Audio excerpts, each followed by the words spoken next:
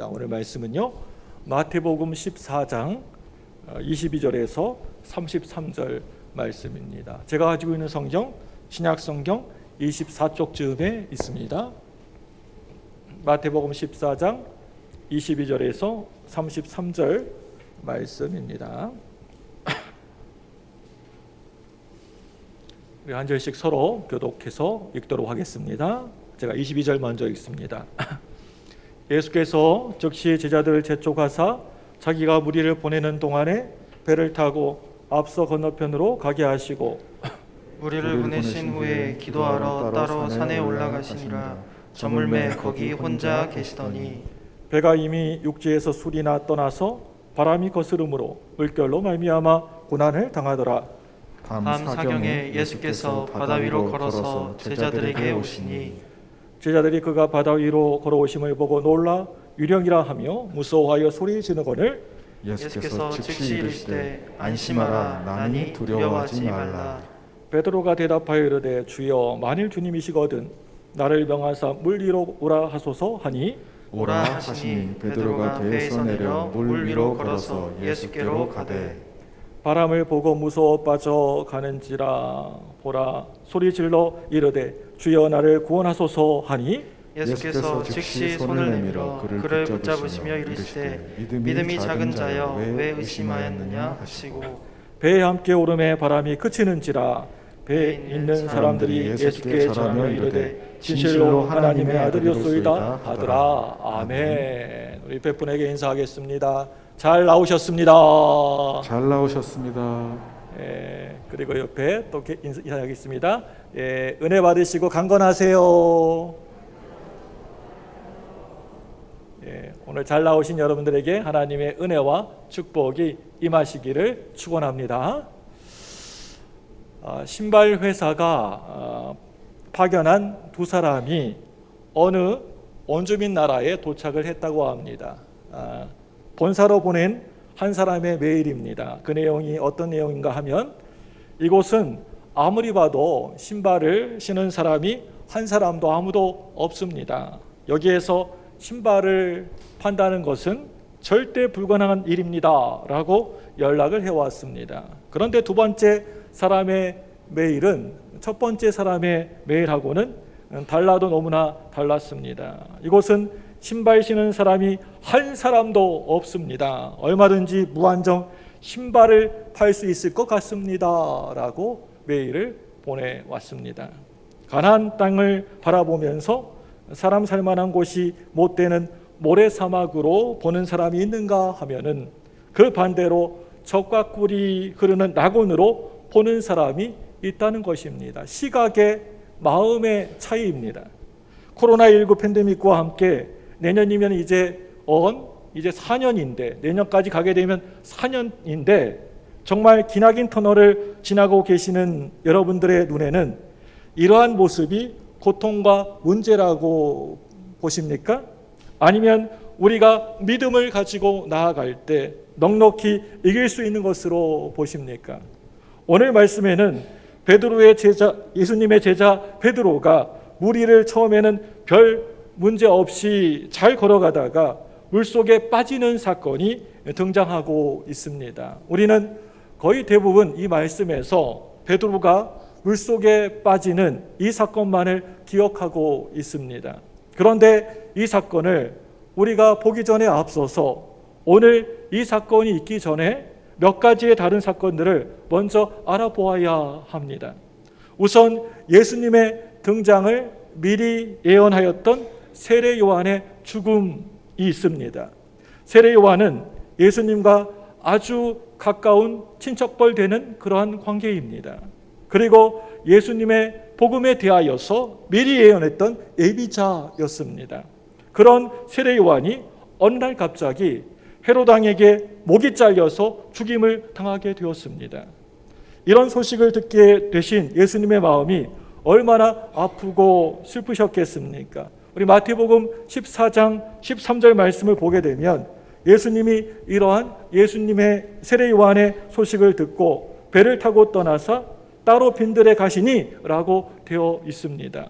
지금 예수님은 그 심정이 그 마음이 어떠셨을 것 같습니까?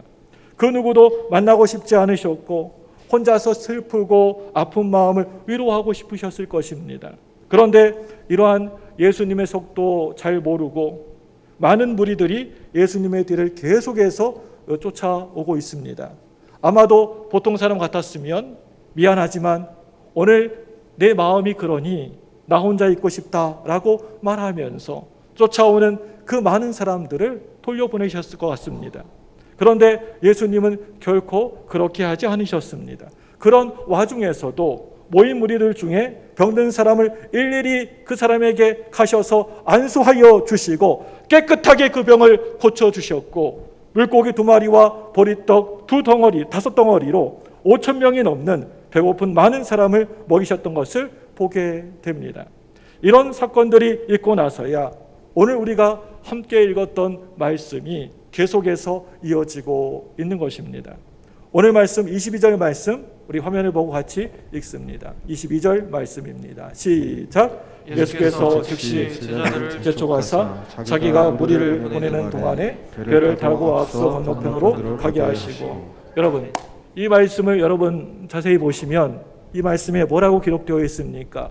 예수님이 무엇 때문에 그러시는지 잘 모르겠는데 뭔가 굉장히 좀 분주하게 바쁘시게 서두르고 계신다라고 하는 그런 느낌을 받을 수가 있습니다. 22절 말씀 보면 굉장히 좀 서두르신다라는 느낌을 우리가 받게 됩니다.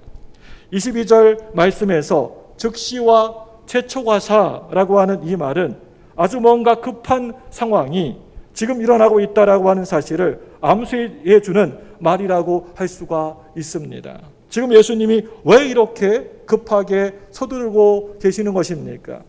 왜 그러시냐면 오늘 말씀의 앞부분을 보니까 예수님이 오병이어의 기적을 일으키시고 또 이런저런 이적들을 행하시니까 수많은 사람들이 그런 기적을 베푸시는 예수님을 자기들의 임금으로 왕으로 삼으려고 하고 있습니다. 야, 저 사람이 우리의 왕이 되면 임금이 되면 먹고 사는 문제는 별로 문제가 없겠구나 라고 생각을 하게 되었습니다. 그래서 예수님의 마음이 오늘 말씀처럼 이렇게 갑자기 분주해지시고 급해지신 것입니다. 예수님은 백성들을 피했을 뿐만이 아니라 심지어는 제자들까지도 배에 태워가지고 갈릴리 바닷가 건너편으로 먼저 보냈습니다. 여러분, 왜 예수님이 그러셨을까요? 예수님의 제자들도 이 백성들과 무리들과 다 마찬가지로 예수님을 자기의 왕으로 삼으려고 한다는 것을 아셨기 때문이었습니다. 그래서 백성들과 제자들을 모두 다 떼어낸 후에 예수님은 홀로 산에 올라가셨던 것입니다. 지금 예수님은 산에 올라가셨고 제자들은 우리 예수님으로부터 멀리 떨어져서 바닷가로 갔습니다. 우리 24절 말씀입니다. 우리 마태복음 14장 24절 화면 보고 같이 읽습니다. 시작. 배가 이미 집에서 떠나서 바람이 거스르므로 물결로 말미암아 고난을 당하더라.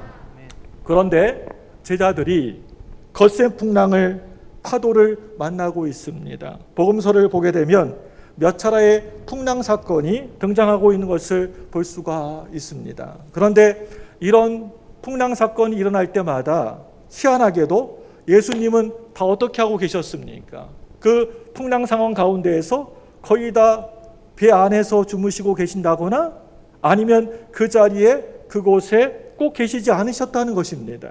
그런데 예수님이 잠에서 깨어나시거나 그 자리에 나타나시면 이 거센 풍랑과 바람은 아주 거짓말처럼 잠잠해지게 되어 있습니다. 여러분, 이게 무슨 이야기입니까? 거센 풍랑이 있는 자리에 우리 예수님이 그곳에 그 자리에 계시느냐 계시지 않느냐에 따라서 이 풍랑이 일어나거나 잠잠하게 된다라고 하는 그런 말입니다. 여러분, 이 풍랑은 분명히 있다는 것입니다. 우리가 살아가는 이 세상에는 우리가 어린아이든지 어른이든지 노인든지 살아가면서 우리에게 수많은 풍랑들이 우리 삶 가운데 있다는 것입니다. 우리 모두에게 이 거센 풍랑은 아예 없는 것이 아니라 언제나 반드시 있다라고 하는 것입니다. 아무리 그 사람의 믿음이 신앙이 좋은 사람일지라도 사업하다가 망할 수 있습니다. 어떤 일을 하다가 힘들어지고 어려워질 수가 있습니다. 마태복음 7장 말씀에는 반석 위에 지은 집과 또 모래 위에 지은 집에 대한 비유의 말씀이 나옵니다. 이 둘은 집이라고 하는 점에서는 서로 둘 다 똑같습니다. 어느 날 폭풍우가 거세게 몰아치게 되면 반석 위에 있는 집이나 모래 위의 집이나 둘 다 똑같이 이리저리 사정없이 마구 흔들흔들 거립니다. 그 집이 반석 위에 지어졌다라고 해서 폭풍우가 이 집은 튼튼한 반석 위에 지어졌네 라고 하면서 그 집만 살짝 피해가는 것이 절대 아닙니다. 그런데 모래 위에 세운 집은 거센 비바람이 이리저리 마구 흔들어댈 때 쉽게 무너져 버리고, 반대로 반석 위에 지은 집은 비바람이 엄청나게 흔들어대도 절대 무너지지 않는다라고 하는 것입니다. 여러분, 왜 그런 것입니까? 이 집 밑을 보게 되면 그 밑에 튼튼한 반석이 바위가 돌이 있기 때문입니다. 여러분, 마찬가지입니다. 거센 풍랑이 나에게 내 주변에서 늘 일어납니다. 내가 어떻게 할 수가 없습니다. 그런데 그 배 안에 예수님이 계시기 때문에 이 풍랑이 잠잠해지는 것입니다. 사랑하는 여러분들, 지금 풍랑이 일어나서 배에 타고 있는 예수님의 제자들은 너무나 심한 고난을 당하고 있습니다. 너무나 힘이 듭니다. 두렵습니다. 무섭습니다. 어떻게 하면 이 풍랑을 잠잠하게 재울 수가 있습니까? 정답은 너무나 간단하고 단순합니다. 다 알고 있습니다. 이 배 안에 예수님만 오시면 되는 것입니다. 예수님만 모셔드리면 되는 것입니다. 그러면 이 풍랑은 잠잠하게 될 것입니다. 그런데 베드로는 풍랑이라고 하는 이 문제 앞에서 어떤 답을 지금 찾고 있습니까? 어떻게 이 문제를 대처하고 있습니까? 새벽 서너 시경에 어둠침침한 가운데 예수님은 바다 위로 성큼성큼 걸어오십니다. 그분이 예수님이신 줄 전혀 알지 못한 이 제자들은 유령이라고 귀신이라고 하면서 호들갑을 떨면서 난리를 치면서 무서워서 벌벌 떨면서 소리를 지르고 있습니다. 그때 예수님께서는 이렇게 말씀하십니다. 뭐라고 말씀하십니까? 안심하라, 내니 두려워하지 말라. 안심하라, 내니 두려워하지 말라. 모든 문제는 이제 완전하게 해결이 된 것입니다. 걱정할 필요가 없습니다. 거센 풍랑이 일고 있는데 갑자기 바다 한가운데에서 예수님이 걸어오고 계시는 것입니다. 이제 이 풍랑은 금방 멈추어지게 될 것입니다. 제자들은 예수님을 배 안으로 모시기만 하면 되는 것입니다. 모든 것이 다 끝난 것입니다. 오늘 이야기는 여기에서 이 시점에서 이야기가 충분히 끝날 수도 있었습니다. 그런데 정말 대책도 없고 주책도 없는 그 베드로가 이 시점에서 한마디 말을 툭 하고 던지게 됩니다. 뭐라고 던집니까? 예수님, 만약에 정말 당신이 예수님이라고 한다면 나를 명하사 물 위를 걸어오라 하소서. 베드로가 얘기합니다. 여러분, 이 얼마나 대책 없는 베드로의 모습입니까? 저는 오늘 이 말씀을 준비하면서 이런 베드로에게 아무런 말씀도 하지 않으시고 이 베드로의 청을 들어주신 예수님의 그 마음을 가만히 한번 생각을 해보게 되었습니다. 제가 생각을 해보는 건데요, 예수님은 베드로가 물 위를 걸어오다가 물속에 빠질 것을 아마도 이미 벌써 잘 알고 계셨을 것입니다. 베드로의 성격을 너무나 잘 알고 계시는 예수님이 이미 다 알고 계셨을 것 같습니다.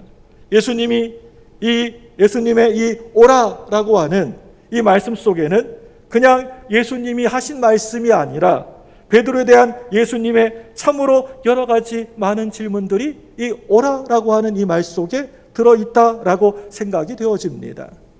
네가 원하는 것이 무엇이냐? 네가 지금 물 위를 걷고 싶은 그 이유가 무엇이냐? 너의 믿음을 사람들에게 자랑하고 싶은 것이냐? 내가 물 위를 걸었다라고 자랑하고 싶은 것이냐? 너도 나처럼 물 위를 걷는 이적을 경험하고 싶은 것이냐? 지금 베드로의 요청에는 어떤 의미가 담겨져 있는 것입니까?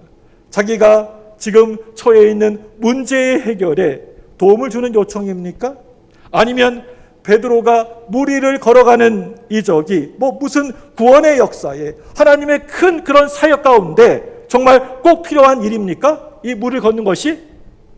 지금 베드로가 구하고 있는 이 이적은 어떻게 보면 목적이 없는 이적이라 할 수가 있습니다. 다시 말해서 어떤 생명을 구하는 것이 아니라, 그런 이적이 아니라 이적 그 자체의 이적, 그 이적을 즐기거나 과시하기 위한 이적이라고 하는 말입니다. 그래서 베드로는 오늘 물 위를 걸어가는 이 이적을 성공하지를 못했던 것입니다. 만약에 오늘 이 베드로가 이 이적을 성공했다고 한다면 베드로의 태도가 여러분 생각에는 어땠을 것 같습니까? 베드로가 뭐라고 얘기하면서 다녔을 것 같습니까? 다른 제자들에게 가가지고 이 베드로가 내가 물 위를 걸어갔다, 내가 물 위를 걸었어 라고 하면서 자랑을 하면서 잘난 척을 하지 않았겠습니까? 베드로가 물 위를 걸어가는 이 이적이 아무런 생명을 구한 것도 아닌데 말입니다. 그래서 베드로의 이 이적은 실패했어야 너무나 당연한 것이었습니다. 저는 오늘 이 말씀, 이 설교를 준비하면서 물 위를 걸어가던 베드로가 물에 빠지는 장면을 보면서 얼마나 제 마음속으로 통쾌하고 시원했는지를 모릅니다. 만약에 이 베드로가 아무런 문제도 없이 예수님에게로 무사히 잘도 걸어갔다, 그래서 잘 이렇게 바다를 건너가게 되었다라고 한다면 어쩌면 저는 이 말씀을 보면서 무척이나 실망하고 낙심했을지도 모르겠습니다. 물 위를 걸어가다가 물속에 빠져버린 오늘 이러한 이 베드로의 모습을 보면서 저는 큰 위로와 은혜를 받을 수가 있었습니다. 어떤 위로이고 은혜입니까? 예수님이 가장 아끼시는 수제자도 이렇게 물에 어느 때에는 빠질 수도 있는 거구나 라고 말입니다. 오늘 베드로가 처음에는 잘 물 위를 걸어가다가 물에 빠진 이 사건은 우리에게 이러한 의미가 있다라고 하는 것입니다. 베드로가 물속에 가다가 빠져야지만 이 일로 말미암아 우리가 위로를 받고 다시 살아나게 된다라고 하는 것입니다. 그런데 너무나 안타깝게도 베드로가 물속에 빠져버린 오늘 이 사건을 잘못 악용하는 사람들이 너무나 많이 있다라고 하는 것입니다. 믿음이 조금 약한 사람에게 이 말씀을 빗대어 가지고 말하면서 그 사람을 곁에서 위로해 주고 격려해 주는 것이 아니라 오히려 막 그 믿음 약한 사람에게 상처 주는 일이 많다라고 하는 것입니다. 베드로가 물 위를 걸어갈 때 예수님만 똑바로 바라보지 않고 예수님의 다른 것들 바라봤기 때문에 예수님의 풍랑이나 아니면 바람이나 다른 것 바라봤기 때문에 자꾸만 내 옆에서 출렁출렁거리고 있는 거센 파도만을, 풍랑만을 바라봤기 때문에 물속에 베드로가 빠지게 되었다라고 하면서 당신도 다른 곳에 절대 마음 빼앗기지 말고 오직 하나님만 바라보라고 하면서 믿음 약한 사람에게 이런저런 온갖 충고를 해대는 것입니다. 이 말 틀린 말 아무것도 없습니다. 그냥 한마디 한마디 다 맞는 말씀이고 한 말씀도 틀린 말이 없고 지당하신 말씀이라고 생각되어집니다. 지금 당장의 고난과 시련 앞에 서 있는 성도에게 기도하세요. 왜 그렇게 염려하고 고민하시는 거예요? 기도하세요. 당신이 하나님께 나와서 기도 안 하니까 그렇게 된 거예요. 어려움 당하게 된 거예요. 라고 말해 줍니다. 이 말도 100% 너무나 당연하고 정말 지당하신 본면의 말씀입니다. 매사에 언제나 입만 벌리기만 하면 불평하고 원망만 늘어오는 성도들에게 항상 기뻐하세요. 범사에 기뻐하세요. 뭐든지 무슨 일이든지 늘 좋게 생각하세요 라고 하면서 성경 말씀을 통하여서 조언을 하면서 변화를 기대해 봅니다. 그건 역시 너무나 귀한 말씀이라 할 수가 있습니다. 어떻게 보면 그게 정답처럼 보여집니다. 다 맞습니다. 맞는 말입니다. 하나도 틀린 말이 없습니다. 우리는 잘나고 너무나 똑똑해가지고 정답을 다들 잘 알고 있습니다. 거세 풍랑이 일 때 다른 것 바라보지 않고 세상 바라보지 않고 사람 의지하지 않고 오직 예수님만 바라보고 똑바로 걸어갔다라고 한다면 아마도 베드로는 결코 물에 빠지지 않을 수도 있지 모르겠습니다. 그런데 바로 내 앞에서 거센 풍랑이 출렁출렁일 때 당장 저 멀리 계시는 잘 보이지도 않는 예수님보다 지금 거세게 몰아치고 있는 바람이 먼저 내 눈에 보이는 것을 여러분 도대체 어떻게 해야 되는 것입니까? 폭풍우가 막 몰아치면서 파도가 일렁일렁 거리는 바다를 걸어가고 있는데 앞에 서 계신 예수님만 바라보면서 마음 편하게 당당하게 걸어갈 수 있는 사람이 이 세상에 얼마나 많이 있겠습니까? 여러분, 이 시간 여러분들 자신에게 아주 솔직하게 한번 질문하시고 대답해 보시기 바랍니다. 여러분들은 이러한 상황에서 다른 것 바라보지 않고 정말 오직 예수님만 온전히 바라보고 믿고 붙잡고 담대하게 물 위를 걸어갈 수 있는가 말입니다. 나는 내 마음으로는 진짜 열심히 봉사하고 헌신하고 싶은데 내 몸이 내 건강이 따라오지 않는 것을 어떻게 해야 되는 것입니까? 평생 동안 내가 예수님만을 바라보며 살겠다라고 생각은 했지만 예수님보다 자꾸만 이 세상이 먼저 내 눈에 들어오는 것을 어떻게 해야 되는 것입니까? 우리 모두는 알기는 잘 알고 있습니다. 정말 정확한 정답을 우리는 잘 알고 있습니다. 다른 것 절대 쳐다보지 않고 우리 예수님께만 내 시선을 딱 고정하고 살아간다라고 한다면 절대 결코 저 거센 풍랑에 흔들릴 리가 없다라는 것을 잘 알고 있습니다. 물속에 빠지지 않기 위해서는 오직 예수님 한 분만을 바라봐야 된다라고 하는 것을 잘 알고 있습니다. 그것은 정답 중에 정답입니다. 그런데 그것은 결코 해답은 될 수가 없습니다. 왜냐하면 우리가 이 땅에 잠시 동안 살아가면서 그 누구도 그 어떤 사람도 우리 예수님께만 시선을 맞추고 살아가지 못하기 때문입니다. 여기에 바로 하나님의 놀라운 은혜와 사랑이 있다라고 하는 것입니다. 베드로가 그런대로 잘 물 위를 걸어가다가 물속에 빠진 그것이 바로 하나님의 말할 수 없는 놀라운 은혜이고 사랑이었다라고 하는 말입니다. 여기에 깊은 신학이 담겨져 있습니다. 여러분, 한번 잘 생각해 보시기 바랍니다. 오늘 이 베드로는 물 위를 걸어가고 있습니다. 누구에게로 지금 베드로가 가고 있습니까? 예수님에게로, 예수님 바라보면서 예수님에게로 걸어가고 있습니다. 우리들 중에 그 누가 감히 하나님에게로 또 예수님에게로 이렇게 당당하게 담대히 나아갈 수가 있겠습니까? 우리는 오늘 이 베드로의 행동에서 인간의 본성을 발견할 수가 있어야 됩니다. 세상 종교의 특징은 한마디로 자꾸만 인간의 본성을 이용한다라고 하는 것입니다. 너는 할 수 있어. 너는 될 수 있어. 너는 참 대단한 사람이야. 너는 할 수 있어. 너 굉장해. 너 뭐든 할 수 있어. 라고 하는 말로 누구든지 열심히 최선을 다하여서 노력을 하게 되면 거룩해지고 또 선해지고 구원을 받을 수 있다라고 그렇게들 이야기를 합니다. 바로 자력 종교입니다. 자기 스스로 뭐든지 할 수 있다라고 하는 종교입니다. 이 세상에 있는 모든 종교는 사실 거의 다가 이 자력 종교입니다. 나는 할 수 있다. 내가 하면 된다라는 자력 종교입니다.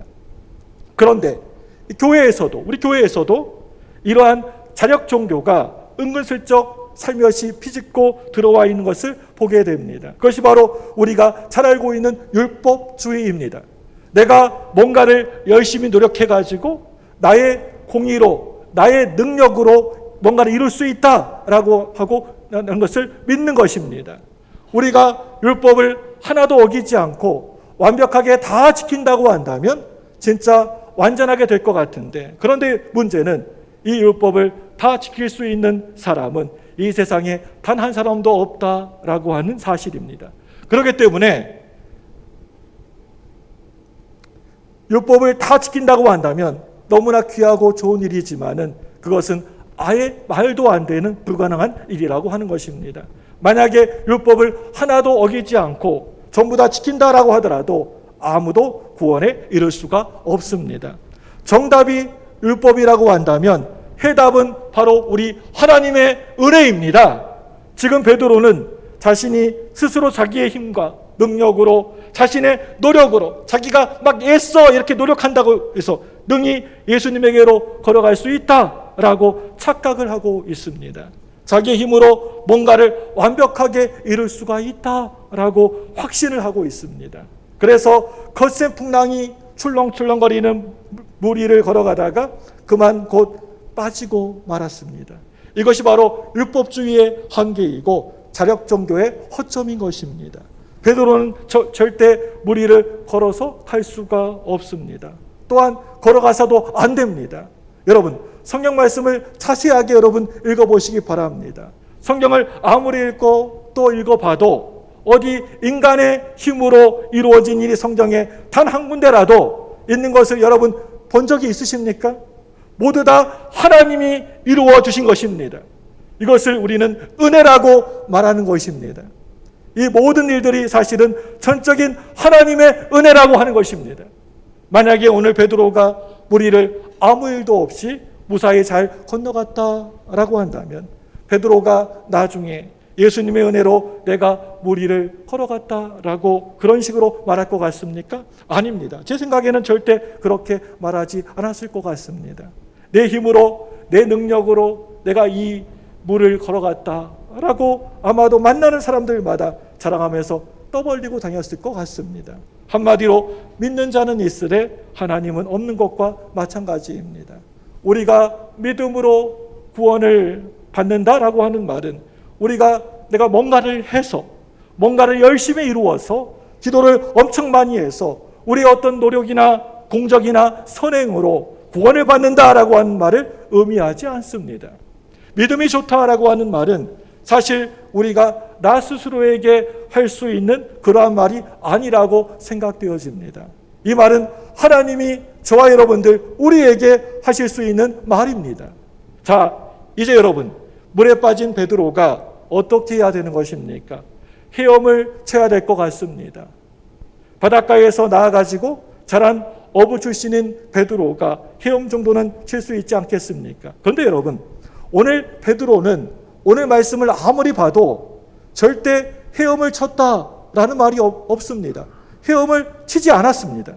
물속에 빠지자마자 베드로는 있는 힘을 다해서 어떻게 합니까? 뭐라고 하고 있습니까? 주여 나를 구원하여 주옵소서 라고 하면서 큰 소리로 외치고 있습니다.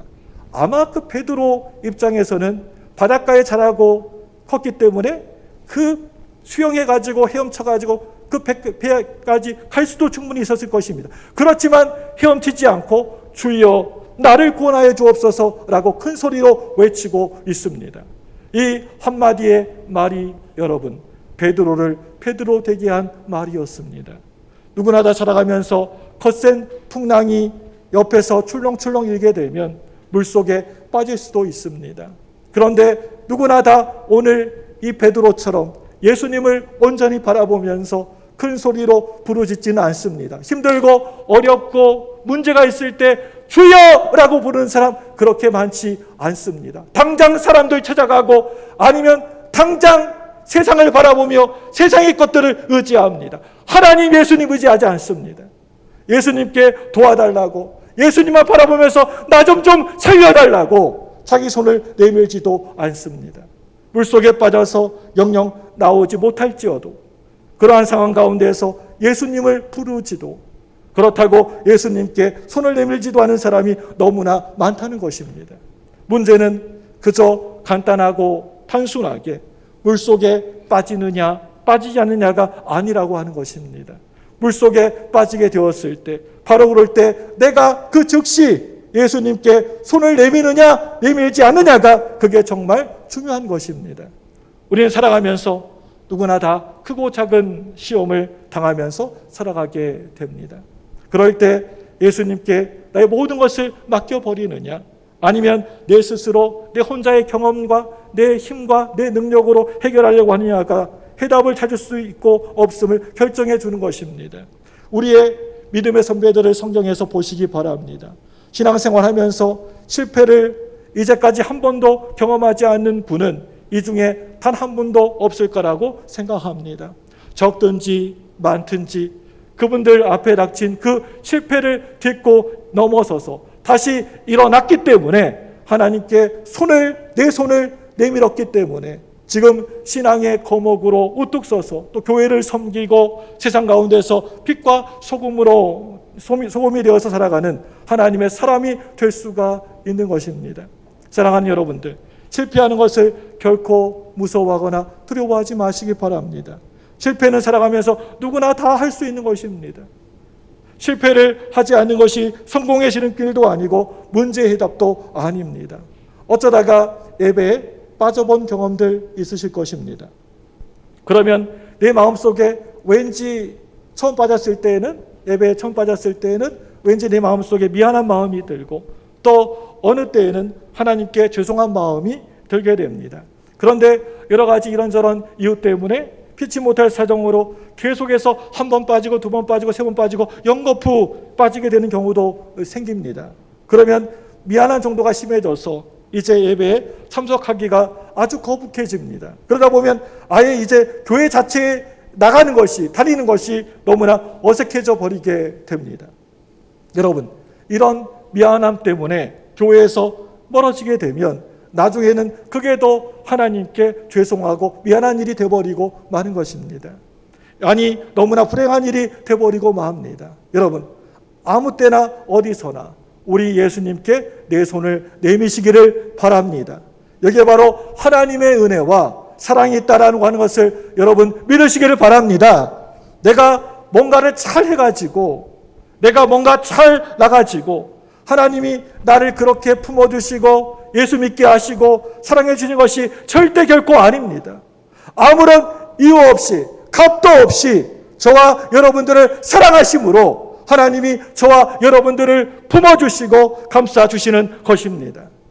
오늘 베드로가 주여 나를 구원하여 주옵소서라고 했을 때 예수님이 아무런 말씀도 하지 않으시고 즉시 손을 내밀어 우리 베드로를 붙잡아 주십니다. 여러분, 그렇습니다. 예수님은 언제나 늘 그러신 분이십니다. 우리가 실패했을 때 또 넘어지고 쓰러졌을 때 예수님은 우리가 주여 주여 라고 우리 주님의 이름을 크게 부르면 그 사랑의 손을, 그 은혜의 손을 나에게 내밀어 주시는 분이신 줄을 여러분 믿으시기를 바랍니다. 우리가 주님을 부르지 않기 때문에 우리 주님께서는 손을 내밀어 주지 않으시는 것입니다. 우리의 손을 붙잡아서 일으켜 세워주시는 너무나 좋으신 분이십니다. 오늘 32절 말씀에서 이렇게 말씀하고 계십니다. 우리 32절 말씀 같이 읽습니다. 시작. 배에 함께 오름에 바람이 그치는지라. 아멘. 배에 함께 오름에 바람이 그치는지라. 이것은 인간의 정답이 아니라 바로 하나님의 해답입니다. 여기에 바로 승리의 비결이 있습니다. 내가 날마다 우리 예수님과 늘 함께하는 것, 예수님을 배에 모시는 그것이 바로 문제를 푸는 해답이라고 할 수가 있습니다. 우리의 정답으로는 결코 문제를 풀 수가 없습니다. 예수님께서 주시는 그 해답이 우리의 문제를 풀어주실 줄로 믿습니다. 그것은 바로 내가 주님의 손, 우리 예수님의 손을 내가 붙잡는 것입니다. 우리 예수님의 손을 내밀었을 때 우리가 그 손을 붙잡고 살아가는 것입니다. 여러분, 실패하셨습니까? 넘어지고 쓰러지셨습니까?